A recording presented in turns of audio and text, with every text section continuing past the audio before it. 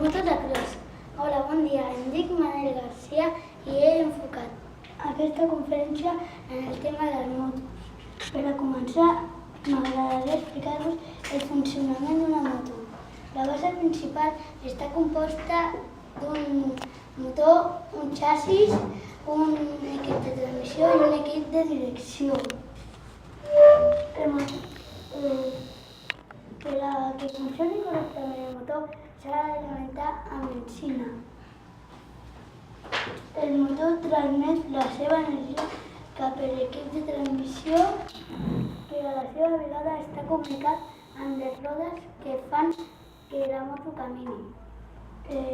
Per a poder conduir la moto es necessita un manillar que està compost del puny de gas per accelerar la moto,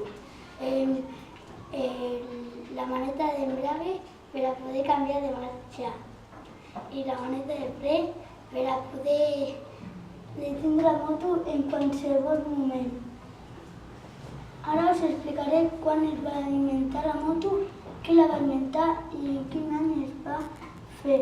El senyor Louis Guillem Taraus, entre 1867 fins al 1871, va fer que una bicicleta es convertís en una moto perquè li va posar un motor de vapor d'un sol cilindre.